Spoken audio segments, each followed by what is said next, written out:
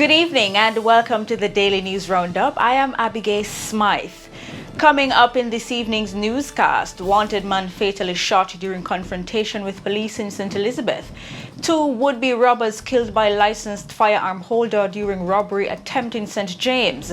Body of man found inside room at guest house in St. Anne. 3 American women killed in fatal collision in St. James. National Council on Drug Abuse declares Mali a public security threat. In business, Jamaica's growth forecast upgraded for the 2022-2023 fiscal year. In the region, Haiti facing oxygen shortage. Further overseas, Rishi Sunak to become Britain's next Prime Minister. And in sports, Jamaica's Reggae Girlz to meet France at FIFA Women's World Cup next year.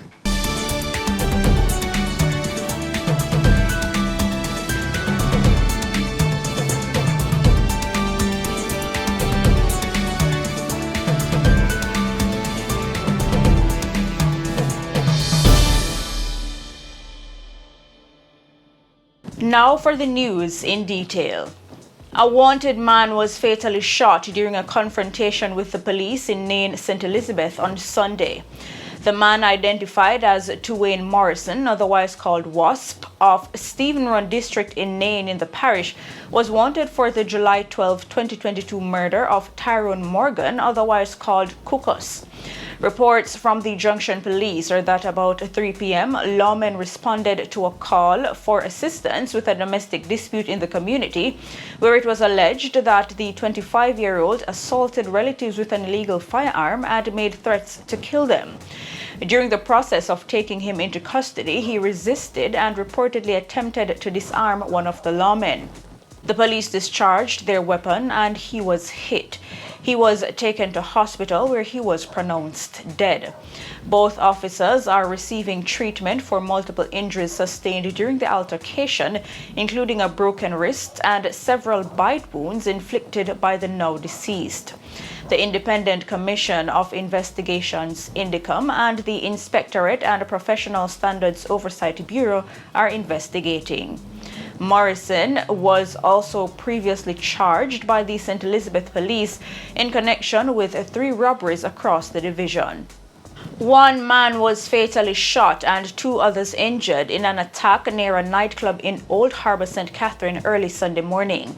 The deceased has been identified as 30-year-old Gerard Moxham, a laborer from Old Harbour and Maypen in Clarendon. Reports are that about 12:45, Moxham was playing games at a lounge on Ascot Drive in the area when an unknown assailant entered the establishment and opened fire on him and 2 other men.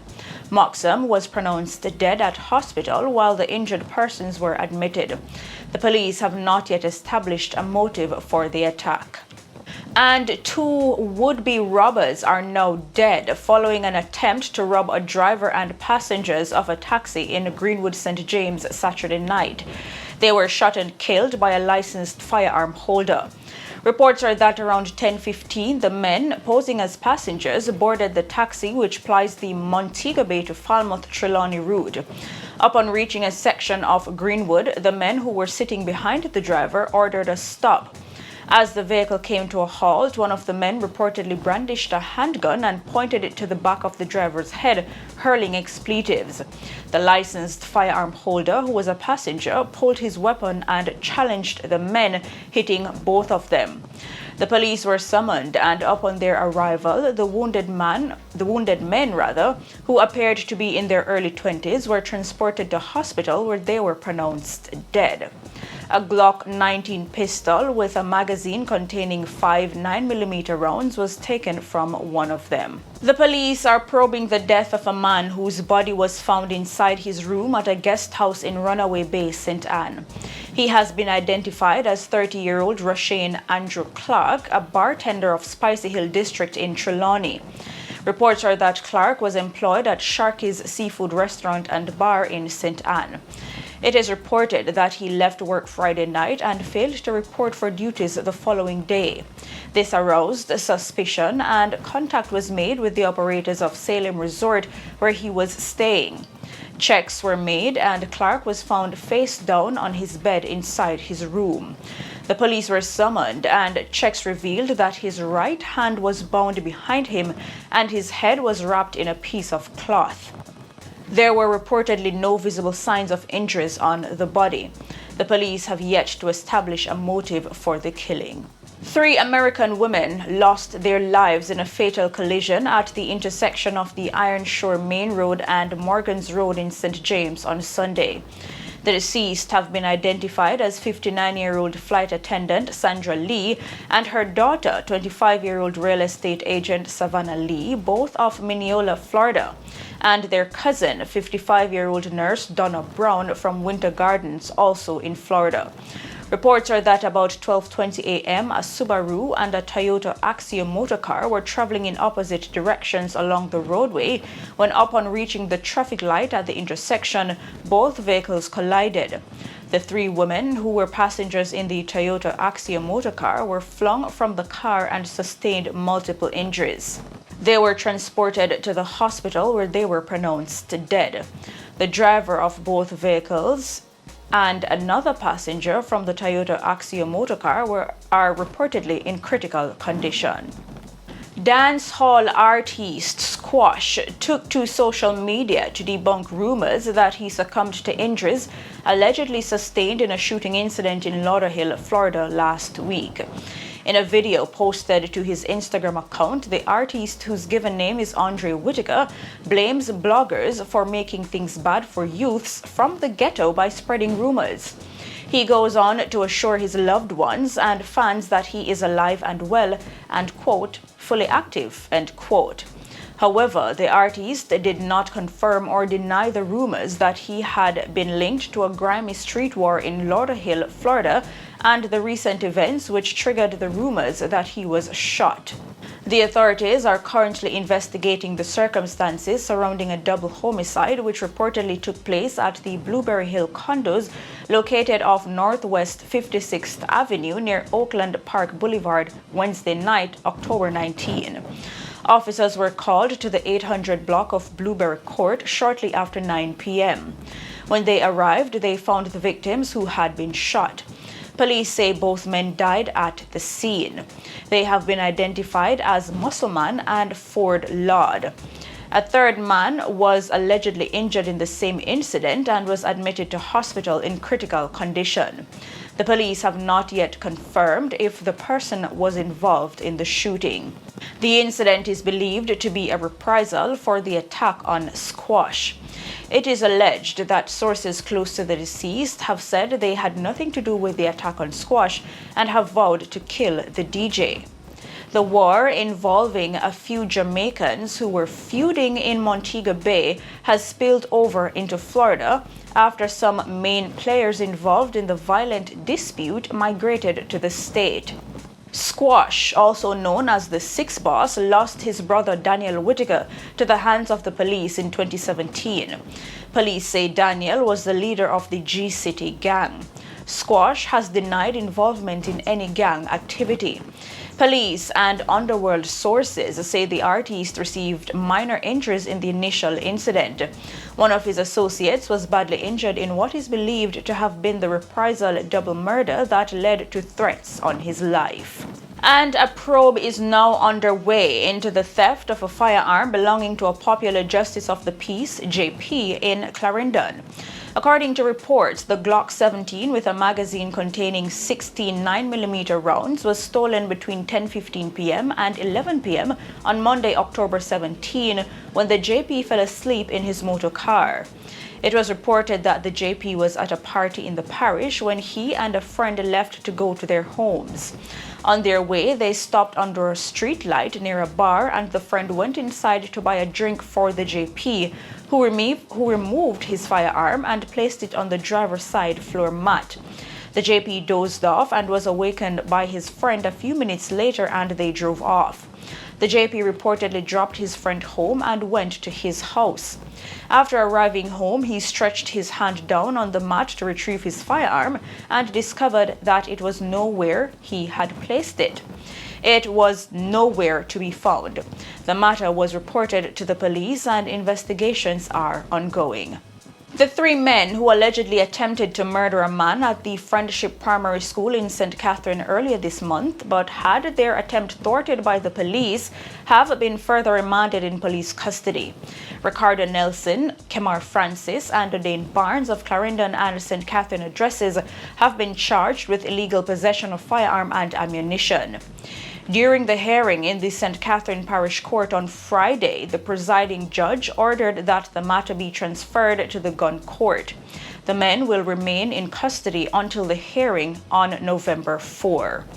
Allegations are that about 1 p.m. on October 6, the male motorist observed that he was being trailed by the accused men and diverted to the school's compound where parents and children had gathered.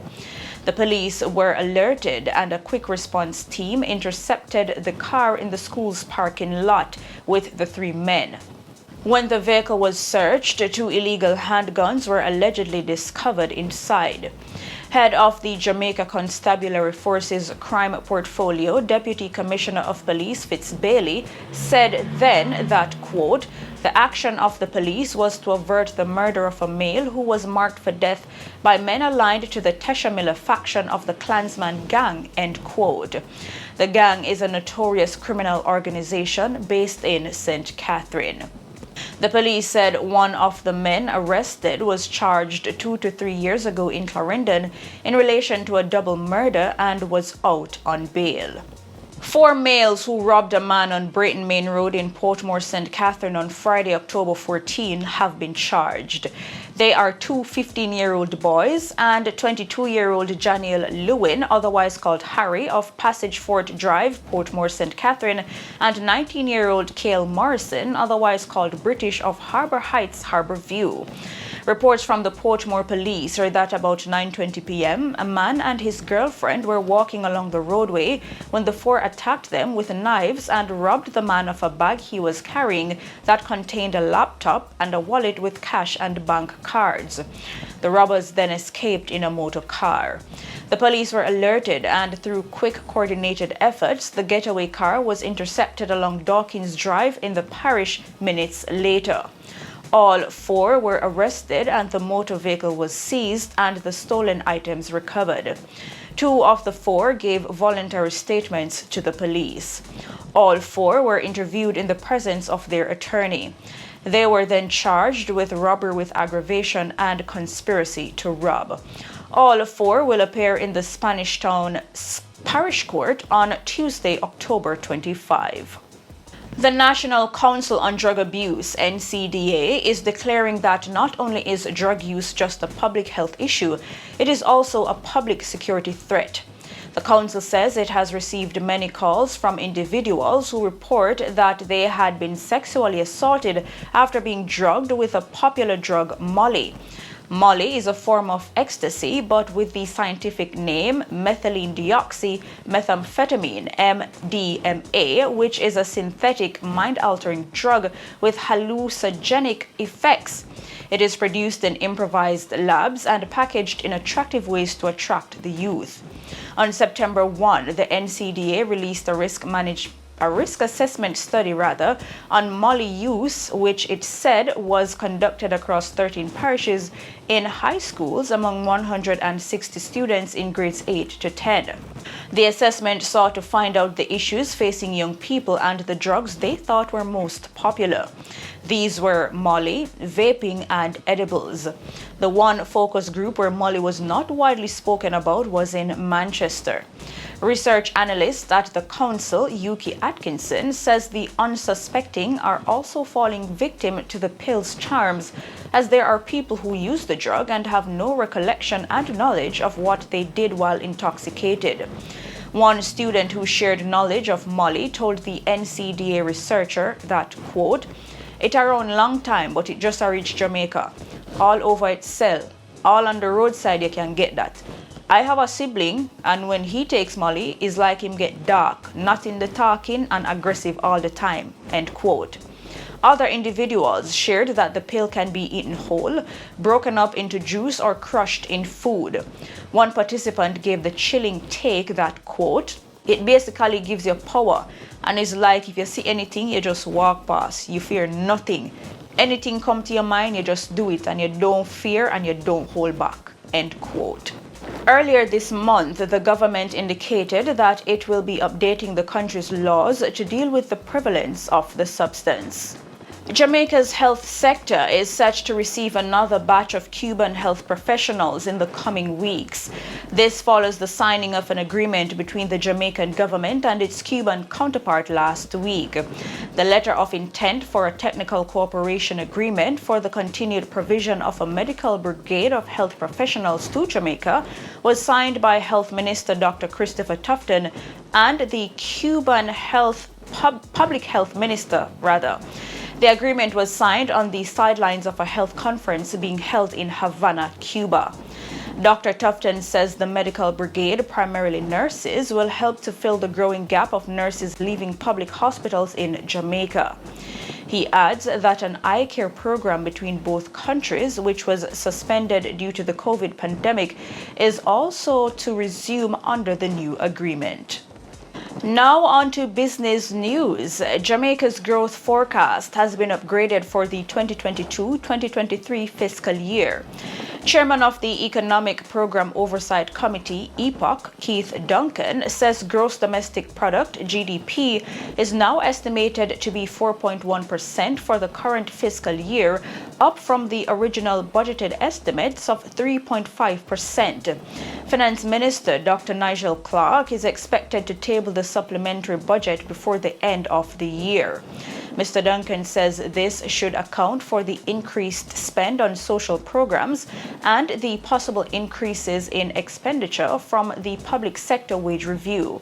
He notes, however, that this is subject to the timely conclusion of negotiations between the government and public sector unions. And also in business, regulations to import and export cannabis have been gazetted. The dangerous drugs regulations will govern the transit and transshipment of medical cannabis to and from other countries that are also signatories to international drug conventions.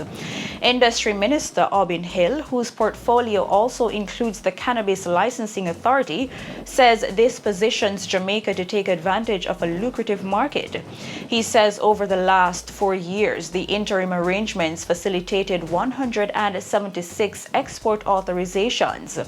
That is expected to increase with the new regulations, with even more value-added applications of cannabis for therapeutic means and as more countries legalize or decriminalize cannabis. This could provide more foreign exchange earning opportunities for Jamaica. Jamaica authorized its first legal transshipment of cannabis in February this year, where a consignment of cannabis was moved from St. Vincent and the Grenadines through Jamaica to Germany. And in the region, Haiti's General Hospital, one of the main hospitals in Port-au-Prince, is currently facing a shortage of oxygen, and there are fears of the worst for the lives of the patients who depend on it.